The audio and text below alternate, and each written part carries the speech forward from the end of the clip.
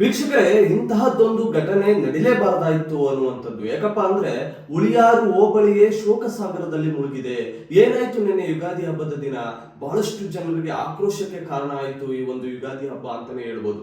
ಯಾಕಪ್ಪ ಅಂದ್ರೆ ಯುಗಾದಿ ಹಬ್ಬದ ಸಂದರ್ಭದಲ್ಲಿ ಪೊಲೀಸ್ನವರು ಕೂಡ ಜೂಜಾಟಗಳನ್ನ, ಏನು ಇಸ್ಪಿಟ್ಟಾಟಗಳನ್ನ ಎಲ್ಲವೂ ಕೂಡ ನಿರ್ಬಂಧವನ್ನ ಹೇರಿದ್ರು, ನಿಷೇಧವನ್ನ ಹೇರಿದ್ರು. ಆದ್ರೆ ನಿನ್ನೆ ಕಳೆದ ದಿನ ಯುಗಾದಿ ಹಬ್ಬದ ಒಂದು ಸಡಗರದಲ್ಲಿದ್ದಂತ ಎಳನೋಡು ಜನತೆಗೆ ಬಹಳ ದೊಡ್ಡ ಶಾಕ್ ಎದುರಾಗುತ್ತೆ ಅಂತಾನೆ ಹೇಳ್ಬೋದು. ಉಳಿಯಾರು ಹೋಬಳಿ ಎಳನೋಡು ಗ್ರಾಮದಲ್ಲಿ ಕಾಂತರಾಜು ಅವರು ಏನು ಅಲ್ಲೇ ಒಂದು ದೇವಸ್ಥಾನದ ಬಳಿ ಏನು ಇಸ್ಪಿಟ್ ಆಡ್ತಾ ಇರುವಂತ ವ್ಯಕ್ತಿಗಳನ್ನ ಮಾತನಾಡಿಸ್ಕೊಂಡು ಕೂತಿರ್ತಾರೆ. ಅವ್ರಿಗೆ ಸರಿಸುಮಾರು 45-50 ವರ್ಷದ ಒಳಗೆ ಇರುವಂತ ಒಂದು ವಯಸ್ಸಿನ ಕಾಂತರಾಜು ಅವರು. ಅವ್ರಿಗೆ ಇಬ್ರು ಮಕ್ಕಳಿದ್ದಾರೆ, ಒಂದು ಹೆಣ್ಣು ಒಂದು ಗಂಡು. ಈಗಾಗಲೇ ಅವರ ಮಗಳಿಗೆ ಮದುವೆ ಮಾಡಿಕೊಟ್ಟಿದ್ದಾರೆ.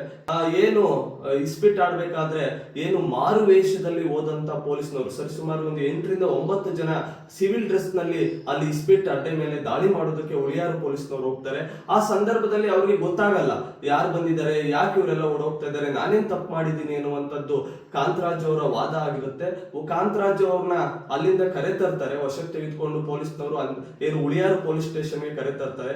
ಆ ಸಂದರ್ಭದಲ್ಲಿ ಅವ್ರಿಗೆ ಅನಾರೋಗ್ಯಕ್ಕೀಡಾಗ್ತಾರೆ. ಆರೋಗ್ಯ ಕೈ ಕೊಡುತ್ತೆ, ಅವ್ರಿಗೆ ಏನು ವಾಂತಿ ಆಗ್ತಾ ಇರುತ್ತೆ ಅನ್ನುವಂಥದ್ದು ಅಲ್ಲಿನ ಒಂದು ಸುತ್ತಮುತ್ತಲಿನ ಜನಗಳು ಹೇಳುವಂಥದ್ದು. ಅವ್ರಿಗೆ ವಾಂತಿ ಆಗ್ತಾ ಇದ್ರು ಕೂಡ ಪೊಲೀಸ್ನವರು ಅವ್ರನ್ನ ಆಸ್ಪತ್ರೆಗೆ ದಾಖಲು ಮಾಡೋದಕ್ಕೆ ಹಿಂದು ಮುಂದೆ ನೋಡ್ತಾ ಇರ್ತಾರೆ ಅನ್ನುವಂಥದ್ದು. ಪೊಲೀಸ್ನವರು ಬಹಳ ದೊಡ್ಡ ಎಡವಟ್ಟು ಏನಪ್ಪಾ ಮಾಡಿದ್ರು ಅಂದ್ರೆ, ಪೊಲೀಸ್ನವ್ರಿಗೆ ಅರ್ಥ ಆಗಿತ್ತು ಅವ್ರಿಗೆ ಈಗಾಗಲೇ ಅನಾರೋಗ್ಯಕ್ಕೀಡಾಗ್ತಾ ಇದ್ದಾರೆ, ಅವ್ರನ್ನ ನಾವು ಆಸ್ಪತ್ರೆಗೆ ಕರ್ಕೊಂಡು ಹೋಗ್ಬೇಕು ಅನ್ನುವಂಥದ್ದು ಅವ್ರಿಗೆ ಮಾನವೀಯತೆಯನ್ನ ಮೆರಿಬೇಕಾಗಿತ್ತು.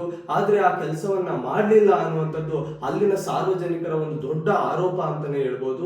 ಈಗ ಏನು ಕಾಂತರಾಜು ಅವರು ಹೃದಯಾಘಾತಕ್ಕೀಡಾಗಿ ಅವರು ಸಾವನ್ನಪ್ಪಿರುವಂಥದ್ದು, ಅಲ್ಲೇ ಒಂದು ದೇಹವನ್ನ ಇಟ್ಟು ಏನು ಪ್ರತಿಭಟನೆಯನ್ನು ಕೂಡ ಆ ಒಂದು ಸುತ್ತಮುತ್ತಲಿನ ಗ್ರಾಮಸ್ಥರು ಮಾಡಿದ್ರು. ಆ ಸಂದರ್ಭದಲ್ಲಿ ಮಾಜಿ ಸಚಿವ ಮಾಧುಸ್ವಾಮಿ ಅವರು ಹಾಗೆ ಕಿರಣ್ ಕುಮಾರ್ ಅವರು ಎಲ್ಲರೂ ಕೂಡ ಭೇಟಿ ಕೊಟ್ಟರು. ಕಳೆದ ರಾತ್ರಿಯೇ ಮಾನ್ಯ SP ಅಶೋಕ್ ಅವರು ಕೂಡ ಭೇಟಿ ಕೊಟ್ಟು ಅಲ್ಲಿನ ವಾಸ್ತವದ ಸ್ಥಿತಿ ಬಗ್ಗೆ ರಿಪೋರ್ಟ್ ಅನ್ನು ತೆಗೆದುಕೊಂಡು ಹೋಗಿರುವಂತದ್ದು.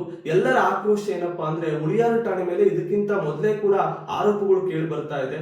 ಈ ಒಂದು ಉಳಿಯಾರು ಸ್ಟೇಷನ್ ನಲ್ಲಿ ಪೊಲೀಸ್ನವರು ಯಾರಿಗೂ ಕೂಡ ಒಂದು ರೀತಿಯಾಗಿ ಸಾರ್ವಜನಿಕರಿಗೆ ಸ್ಪಂದಿಸಲ್ಲ, ಏನೋ ಒಂದು ರೀತಿಯಾಗಿ ಏಕವಚನದಲ್ಲಿ ಮಾತನಾಡಿಸುವಂತದ್ದು, ಸರಿಯಾದ ರೀತಿಯಲ್ಲಿ ಸ್ಪಂದಿಸಲ್ಲ. ಉಳಿಯಾರ್ ಸ್ಟೇಷನ್ ಅನ್ನುವಂಥದ್ದು ಒಂದು ಕಮರ್ಷಿಯಲ್ ಪೊಲೀಸ್ ಠಾಣೆ ಆಗ್ತಾ ಇದೆ, ಇಲ್ಲಿ ಬರುವಂತವರೆಲ್ಲ ದುಡ್ಡು ಮಾಡೋದಕ್ಕೆ ಬರ್ತಾರೆ ಅನ್ನುವಂಥದ್ದು ನೇರವಾಗಿ ಆರೋಪಗಳನ್ನ ಮಾಡ್ತಾರೆ.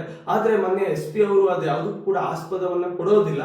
ಈಗ ಅವ್ರಿಗೆ ಕಂಪ್ಲೀಟ್ ರಿಪೋರ್ಟ್ ತೆಗೆದುಕೊಳ್ಳುವಂತ ರೀತಿಯಾಗಿ ಮೊನ್ನೆ SP ಅವರು ಕೂಡ ನೋಡ್ಬೇಕು ಇದನ್ನ, ಉಳಿಯಾರ್ ಠಾಣೆಯಲ್ಲಿ ಯಾವ ರೀತಿಯಾಗೆಲ್ಲ ಈ ಒಂದು ದುರ್ಘಟನೆಗಳಿಗೆ ಕಾರಣ ಆಗ್ತಾ ಇದೆ ಅನ್ನುವಂಥದ್ದು. ಹಾಗೆ ಕೆಲವು ಪೊಲೀಸ್ನವರು ಅಲ್ಲಿ ಇಲ್ಲೇ ಬೇರೂರಿದ್ದಾರೆ ಅನ್ನುವಂಥದ್ದು ಕೂಡ ಇದೆ.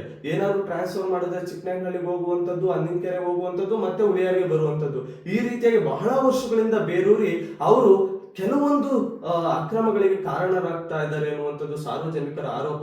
ಮಾನ್ಯ ಮಾಜಿ ಸಚಿವ ಮಾಧುಸ್ವಾಮಿ ಅವರು ಕೂಡ ಅದನ್ನ ನೇರವಾಗಿ ಮಾನ್ಯ SP ಅವ್ರಿಗೂ ಕೂಡ ಅದನ್ನ ದೂರನ್ನ ಕೊಟ್ಟಿರುವಂತದ್ದು. ಮುಂದೆ ಇದನ್ನ ಈಗಾಗಲೇ ಬಂದಿರುವಂತಹ ಮಾಹಿತಿ ಪ್ರಕಾರ ಮಾನ್ಯ ಗೃಹ ಸಚಿವರು G. ಪರಮೇಶ್ವರ್ ಅವರು ಇದನ್ನ CID ತನಿಖೆಗೆ ಹಾಕಿರುವಂತದ್ದು. ಈಗಾಗಲೇ CID ತನಿಖೆಗೆ ಒಪ್ಪಿಸಿದ್ದೀನಿ ಅನ್ನುವಂಥದ್ದು ಪರಮೇಶ್ವರ್ ಅವರು ಬೆಂಗಳೂರಿನಲ್ಲಿ ಹೇಳಿಕೆ ಕೊಟ್ಟಿದ್ದಾರೆ. ಮುಂದೆ ಯಾವ ರೀತಿಯಾಗಿ ಇದು ಕ್ರಮ ಆಗುತ್ತೆ, ಕ್ರಮ ಆಗ್ಲೇಬೇಕು. ಮುಂದೆ ಯಾವ ರೀತಿಯಾಗಿ ಕಾನೂನು ಕ್ರಮಗಳನ್ನ ಕೈಗೊಳ್ತಾರೆ, ಏನ್ ನ್ಯಾಯ ಒದಗಿಸ್ತಾರೆ ಸತ್ತಂತ ಕಾಂತರಾಜ್ ಅವ್ರಿಗೆ ಅನ್ನುವಂಥದ್ದನ್ನ ಕಾದು ನೋಡ್ಬೇಕಾಗಿದೆ. ಸ್ಥಳೀಯ ಸುದ್ದಿ ನಿಖರ ಮಾಹಿತಿಗಾಗಿ ಪಬ್ಲಿಕ್ ಫಸ್ಟ್ ಕನ್ನಡ ನೋಡ್ತಾ ಇರಿ. ನಾನು ಗಜೇಂದ್ರ, ನಮಸ್ತೆ. ಪಬ್ಲಿಕ್ ಫಸ್ಟ್ ಕನ್ನಡ, ಇದು ಪ್ರಜೆಗಳ ಆಸ್ತಿ.